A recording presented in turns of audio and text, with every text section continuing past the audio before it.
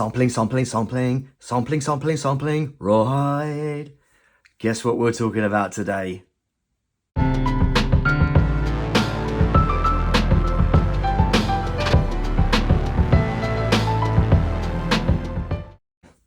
Right, let's crack on, shall we?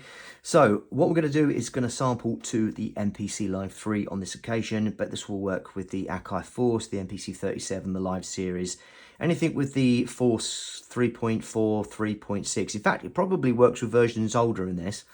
What you'll need from an equipment perspective, you will need, of course, a lead, because you'll need to connect it to something. And what we have here, I'll show it in two parts. We've got a normal left and right lead, so that's a mono 1/4 inch jack lead to a 3.5 mil.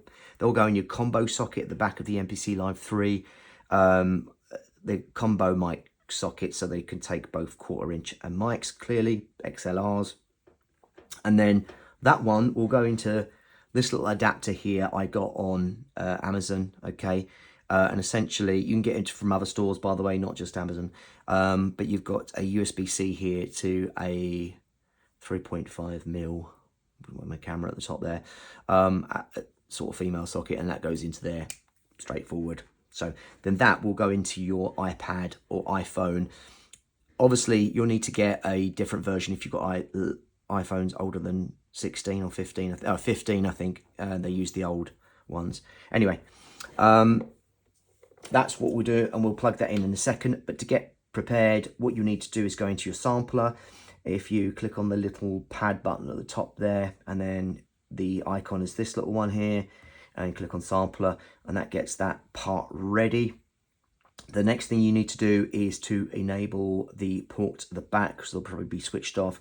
So if you hold down shift on your MPC Live 3 and then click input, you'll have an option to select the combos, which is the two, and they come up as blue.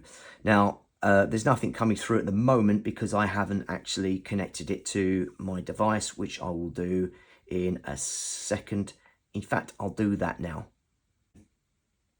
Right, so we're all in. I'm plugged into my iPad. Let's play.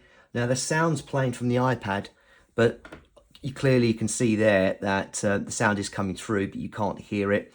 Don't panic.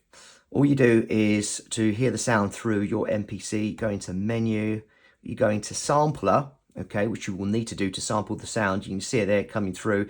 And then there's a button at the bottom there. It's currently set to off. That's by default. If you press it, it says in, and you can hear the sound. Okay, so let's go ahead and sample that sound. We'll do about 10 seconds, and then we'll work with it. Okay, and what we need to do now is just to edit it so we can, well, we've got options here. I'll go through it so you'll all know. I'm sure some of you know how to sample anyway, but you can save the sample directly, or you can play it, you can hear that, or you can discard it, keep it, or edit it. So what we want to do is go into edit. So we'll just edit this for the moment, and if we press pad 16, it will play it. Otherwise, if you have the little headphone thing highlighted there, you can play it like that, okay? And that's really good if you want to trim up and hear certain bits, so you can actually refine your sample size.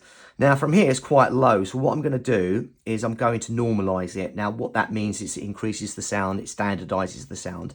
So if we go into process, and you could do this after or before you chop it, it's entirely up to you. I like to do it before so I can hear the actual sound of it and then take what I want from the sample.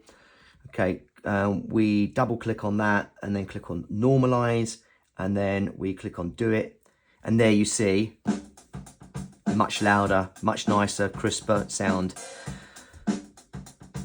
There we go. Sounds good, doesn't it? Right, from here, just a few other little bits before I sort of finish up and wrap the video up. What we can actually do is we want to change this sample. I cannot stress, when you are sampling, just so you don't get in trouble with copyright, for melodics mainly, just chop it up, reverse it, change the sound on it. Bit like this, for example. So let me just change the tuning of this now. Okay. And then what I could do with that is then I could chop that up if necessary. So if I click on the trim button at the bottom there, you just saw, to chop, and then select regions, it splits it up into 16 regions. And then no one really will know what that is, etc. So that's one way of doing it, but I can't stress that enough. Chop up your samples, reverse them, and that's it. Right, well, I hope you've enjoyed that sampling video, and more videos on the way. Trust me, lots coming, and we'll see you next time. Peace out. Take care. Bye.